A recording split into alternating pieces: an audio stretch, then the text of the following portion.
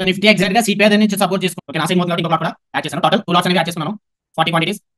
So this is the Sensex chart. మనం ఎప్పుడు తీసుకున్నాం అంటే బయర్స్ ఎంత స్ట్రాంగ్ గా ఫైట్ చేశారో సెల్లర్స్ కూడా సేమ్ క్యాండిల్ ఫామ్ అవుతుంది. అలాంటప్పుడు ఇక్కడ ఫైట్ జరుగుతున్నట్టు బయర్స్ నుంచి పుష్ చేస్తే మార్కెట్ పైకి మూవ్ అవ్వచ్చు. సో ఇంకొక నోట్ యాడ్ చేస్తున్నాను, టోటల్ 60 క్వాంటిటీస్. ఇంకా 2000 ఉంది రిస్క్. యా, ఇంకా 1500 rupees. Good morning guys. Important levels ఏంటో మార్క్ చేసుకుందాం ఈ రోజు నిఫ్టీకి, బ్యాంక్ నిఫ్టీకి. So Nifty previous session high ఇక్కడ ఆగింది కదా, so that will be the previous session high. కానీ అక్కడ నుంచి ఏమి బిగ్ క్రాష్ ఏం జరగలేదు. సో అది అంత ఇంపార్టెంట్ ఏమి కాదు, ఈజీగా బ్రేక్ చేయొచ్చు. కాకపోతే లో అయితే ఇంపార్టెంట్. ఇన్ కేస్ మార్కెట్ కిందకి వస్తే ఈ లో దగ్గర నుంచి బిగ్ బౌన్స్ అయింది కదా, ఆ లో అనేది ఇంపార్టెంట్. సిపిఆర్ అనేది వైడ్ గా ఉంది ఈ రోజు. సిపిఆర్ వైడ్ గా ఉన్నప్పుడు మార్కెట్ మోస్ట్లీ సైడ్ వేస్ గా కానీ రివర్సల్ డే కానీ అవ్వడానికి ఛాన్సెస్ ఉంటుంది. రివర్సల్ డే అంటే డౌన్ ట్రెండ్ అవ్వచ్చు, లేదంటే సైడ్ వేస్ గా ఉండొచ్చు. ప్రీవియస్ సెషన్ లో అనేది ఇంపార్టెంట్. అక్కడ నుంచి బౌన్స్ అయింది కదా, ప్రీవియస్ సెషన్ లోకి బ్లాక్ కలర్ ఇచ్చుకుందాము. Previous session high. సో నిన్న వర్జిన్ సిపిఆర్ దగ్గర నుంచి ఎగ్జాక్ట్ గా ఫస్ట్ క్యాండిల్ అనేది రివర్స్ అయింది. వర్జిన్ సిపిఆర్ ఆల్రెడీ టచ్ అయిపోయింది కాబట్టి ఇంకా నో మోర్ ఇంపార్టెంట్. ఆ లెవెల్ అనేది తీసేద్దాము. Next important resistance, in case market పైకి వెళ్తే ఈ లెవెల్ 49,000 దగ్గర. 49,000 అనేది round number, and as well as ఇక్కడ మనకి ఇంపార్టెంట్ సప్లై జోన్ కూడా ఉంది. సో ఆ లెవెల్ చూద్దాము. అంటే మార్కెట్ పైకి వెళ్తే ఈరోజు మార్కెట్ సిపిఆర్ కింద ఓపెన్ అవుతుంది. సో సిపిఆర్ కింద ఓపెన్ అవుతుంది అన్నంత మాత్రాన మనకి ట్రెండ్ అనేది బేరిష్ అని కాదు, S1 ప్యూర్ కింద కూడా ట్రేడ్ అవ్వాలి. అప్పుడే ట్రెండ్ బేరిష్ కింద క్యాల్కులేట్ చేసుకోవాలి. లేదంటే ఒక్కొక్కసారి S1 ప్యూర్ సపోర్ట్ తీసుకొని పైకి వెళ్ళొచ్చు. ఓకే, సో నిన్నటి లో దగ్గరికి వస్తే ఈ లెవెల్ దగ్గర ప్రైస్ యాక్షన్ చూడాలి. ఈ లెవెల్ దగ్గర నుంచి యూ షేప్ రివర్సల్ జరిగితే జరగచ్చు. ఇన్ కేస్ ఇది కూడా బ్రేక్అవుట్ అయితే అప్పుడు మార్కెట్ లో మనం బేరిష్ సెంటిమెంట్ అని చెప్పి అనుకోవచ్చు, S1 ప్యూర్ అనేది బ్రేక్అవుట్ అవుతే. Okay, coming to mid cap Nifty. Mid cap నిఫ్టీకి మనకి వర్జిన్ సిపిఆర్ ఉంది. నిన్న క్యాండిల్స్ ఏమీ కూడా క్లోజ్ అవ్వలేదు. మార్కెట్ ఐ మీన్ ఏమీ టచ్ అవ్వలేదు క్యాండిల్స్ ఏమి కూడా సిపిఆర్ కి. సో అది ఎక్స్టెండ్ చేసుకుందాము. సో నిఫ్టీ ఎగ్జాక్ట్ గా సిపిఆర్ దగ్గర నుంచి సపోర్ట్ చేసుకుంటుంది. అలాగని చెప్పి ఇక్కడ ఎంట్రీ తీసుకుంటామా? ఎందుకంటే ఎంట్రీ అక్కడ తీసుకుంటే స్టాప్ లాస్ ఎక్కడ పెట్టుకోవాలి? బిలో ద క్యాండిల్ లో కానీ బిలో ద సెంట్రల్ ప్యూర్ కానీ పెట్టుకోవాలి. 130 points is biggest stop loss. Next resistance ఏంటి? R1 pure. చూడండి రిస్క్ రివార్డ్ ఎంత ఉంది ఇక్కడ. విన్ అవుతున్నప్పుడు 80 పాయింట్స్, లూజ్ అవుతున్నప్పుడు 140 పాయింట్స్. అలాంటప్పుడు తీసుకోకూడదు. రిస్క్ రివార్డ్ మన ఫేవర్ లో ఉన్నప్పుడే ట్రేడ్ అనేది తీసుకోవాలి. వేరే మిడ్ క్యాప్ నిఫ్టీ ఎగ్జాక్ట్ గా వర్జిన్ సిపిఆర్ సపోర్ట్ తీసుకుంది. ఇక్కడ వరకు రెడ్ బార్ వచ్చి ఆ తర్వాత వర్జిన్ సిపిఆర్ నుంచి సపోర్ట్ అనేది తీసుకుంది. ఇక్కడ నుంచి ఎంట్రీ తీసుకుంటే స్టాప్ లాస్ అనేది పెద్దది అవుతుంది. అలాంటప్పుడు ఎంట్రీ అనేది ఏమి ప్లాన్ చేయకూడదు. నిఫ్టీ కింద ఓపెన్ అవుతుంది కదా అని చెప్పి కొన్ని రెసిస్టెన్స్ లెవెల్స్ అనేవి చెప్పలేదు. ఇంపార్టెంట్ రెసిస్టెన్స్ లెవెల్స్ కూడా చూద్దాము. పైన నిఫ్టీ పైకి ట్రావెల్ అవుతుంది కదా, డైలీ టైం ఫ్రేమ్ లో చూసుకుంటే మనకి ఇక్కడ మనకి గ్యాప్ బోర్డర్స్ ఉన్నాయి. ఓకే, చూడండి. On the date of 24th February and 21st February market gap down open అయింది కదా. గ్యాప్ డౌన్ ఓపెన్ అయినప్పుడు ఆటోమేటిక్ గా చెప్పాను కదా గ్యాప్ బోర్డర్స్ అనేవి ఇంపార్టెంట్ అని. ఈ లెవెల్ అనేది గ్యాప్ బోర్డర్, అండ్ ఇది కూడా important. Gap border and swing కూడా ఇక్కడ చూడండి 2 times మార్కెట్ ఈ లెవెల్ దగ్గరికి వచ్చిన తర్వాత సపోర్ట్ తీసుకుంది. నెక్స్ట్ ఏంటంటే మార్కెట్ డౌన్ ట్రెండ్ లో ఉన్నప్పుడు 20 EMA కూడా ఇంపార్టెంటే. 20 EMA చూడండి కిందకి స్లోప్ అవుతుంది. ఇక్కడ 20 EMA డైలీ టైం ఫ్రేమ్ ఉంది కదా. సో డైలీ టైం ఫ్రేమ్ లో ఒకలా ఉంటుంది, 5 minutes టైం ఫ్రేమ్ లో ఒకలా ఉంటుంది 20 EMA, ఎందుకంటే అది లాగింగ్ ఇండికేటర్ కాబట్టి. సో 20 EMA ఉంది. నెక్స్ట్ గ్యాప్ బోర్డర్స్ ఉన్నాయి ఈ లెవెల్. ఇన్ కేస్ మార్కెట్ పైకి వెళ్తే ఈ లెవెల్ అనేది రెసిస్టెన్స్, R1 ప్యూర్ దగ్గర ఇంపార్టెంట్ రెసిస్టెన్స్ కింద యాక్ట్ చేస్తుంది. ఇన్ కేస్ మార్కెట్ కిందకి వస్తే మళ్ళీ సిపిఆర్ సపోర్ట్ తీసుకుంటే అప్పుడు ఆలోచిద్దాం. రిస్క్ రివార్డ్ బాగుంటుంది అప్పుడు. ఎందుకంటే రాదర్ దాన్ ఎంటరింగ్ హియర్ మనం ఇప్పుడు డిస్కౌంట్ ప్రైస్ దగ్గర ఎంటర్ అవుతున్నాం. ఓకే, డిస్కౌంట్ ప్రైస్ దగ్గర అప్పుడు ఎలాంటి ఆపర్చునిటీ దొరికినా అప్పుడు చూద్దాము. సో పైకి వెళ్తే ఈ లెవెల్ దగ్గర ప్రైస్ యాక్షన్ చూస్తాను, కిందకి వస్తే ఈ లెవెల్ దగ్గర ప్రైస్ యాక్షన్ చూస్తాను. సో కొంచెం డిస్కౌంట్ ప్రైస్ వచ్చింది. బ్యాంక్ నిఫ్టీ డేలో సపోర్ట్ దగ్గర ఉంది, అండ్ నిఫ్టీ కూడా ఆల్మోస్ట్ టాప్ సిపిఆర్ సపోర్ట్ దగ్గర వచ్చింది. అంటే ఈ డేలో దగ్గరకు వచ్చినప్పుడు ఎంట్రీ ప్లాన్ చేద్దాం అనుకున్నాం. కాకపోతే బ్యాంక్ నిఫ్టీ కూడా ఆల్మోస్ట్ డేలో దగ్గర ఉంది కాబట్టి 74,000 put option Sensex watch list లో పెట్టుకుంటున్నాను.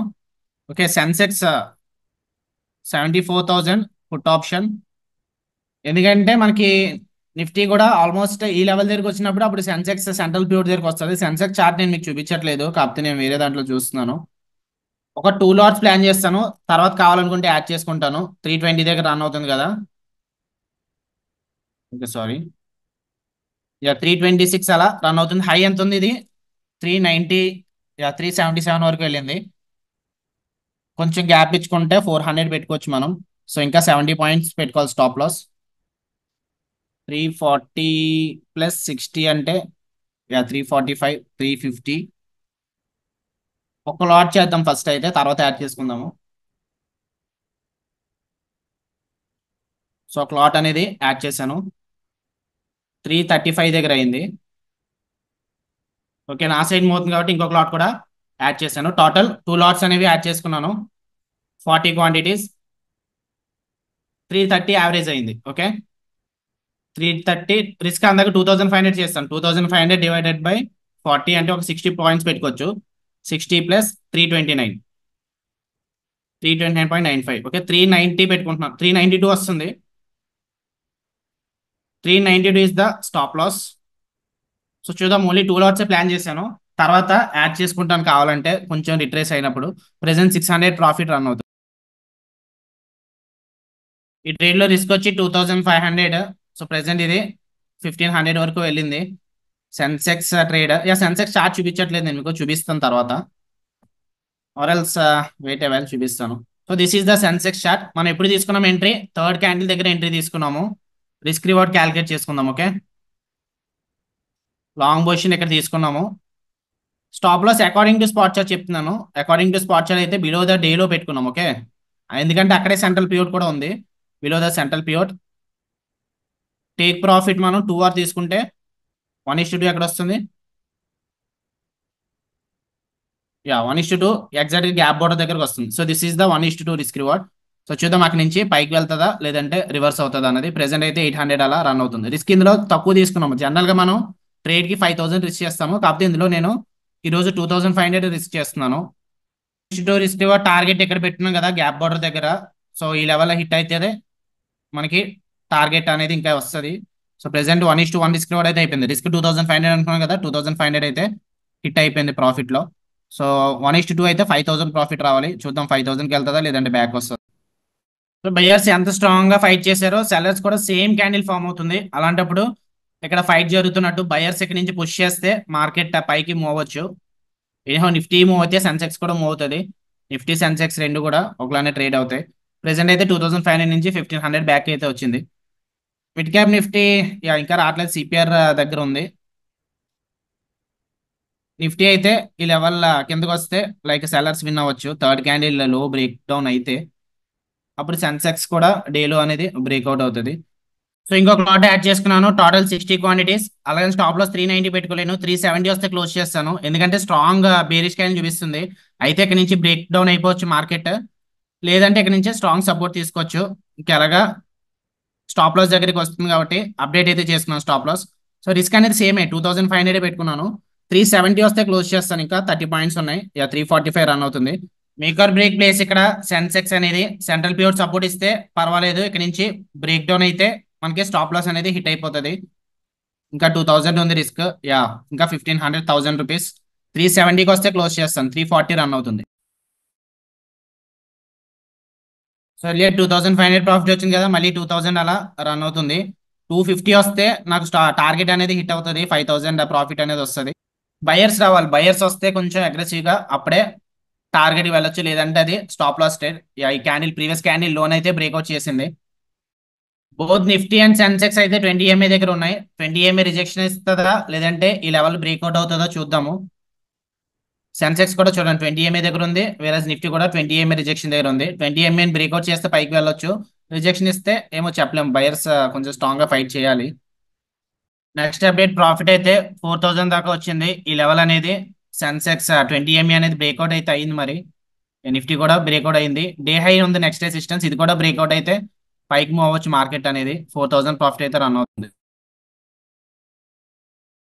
గైస్ 1:2 రిస్క్ రివార్డ్ ఆల్మోస్ట్ అయితే వచ్చింది. 4700 రన్ అవుతుంది.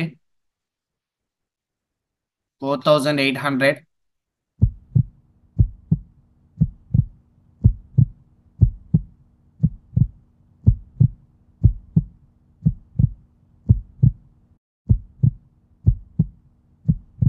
ఓకే గైస్, ఎగ్జిట్ అయితే అయిపోయాను.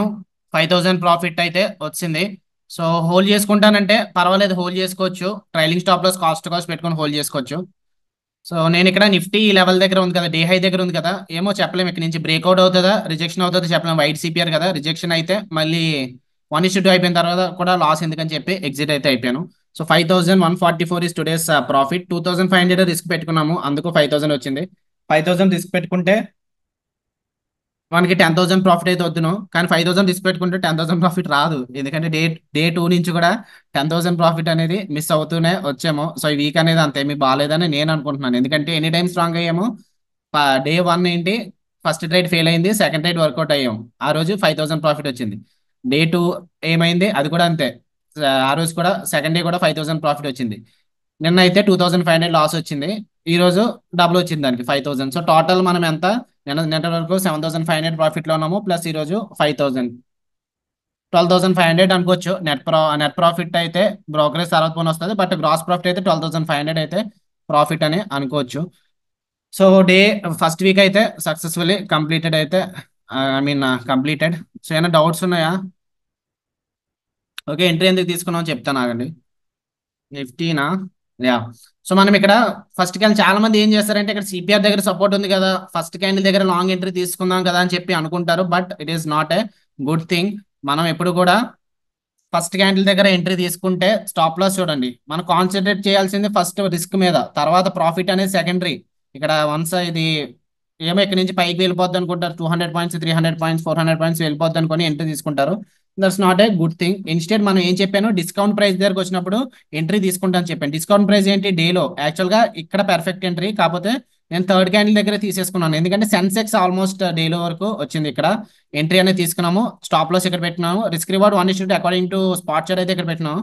కాకపోతే నాకు పిరామిడింగ్ చేసుకున్నాను. ఓకే, అంటే ఇంకొక లాట్ యాడ్ చేసుకోవడం వల్ల ఇది హిట్ అవ్వకపోయినా నాకు 1:2 అనేది వచ్చింది. జనరల్ గా ఇక్కడ హిట్ అయితే 1:2 తీసుకుంది ఇందాక 2 లాట్స్ తో అయితే. కాకపోతే ఇంకొక లాట్ యాడ్ చేసుకున్నాను కదా, అయితే మేకర్ బ్రేక్ లెవెల్ అని చెప్పి అదైతే వర్కౌట్ అయింది. సో దానివల్ల మనకి ప్రాఫిట్ అనేది ఫాస్ట్ గా వచ్చేసింది, 1:2 అకార్డింగ్ టు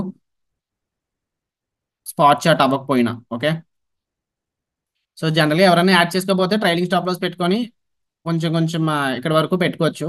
లైక్ టార్గెట్ అనేది ఇక్కడ వరకు తీసుకోవచ్చు, నాట్ అన్ ఇష్యూ. లో ఈజ్ 245 అట్ 934. ఓకే, 934కి 245 అయినా సరే నేను ఓన్లీ 2 లాట్స్ తీసుకున్నాను కదా. తర్వాత నేను యాడ్ చేసుకున్నాను, నేను లైక్ మళ్ళీ ఈ లెవెల్ దగ్గరికి వచ్చినప్పుడు యాడ్ చేసుకున్నాను, అప్పుడు నాకు 245 రాలేదు.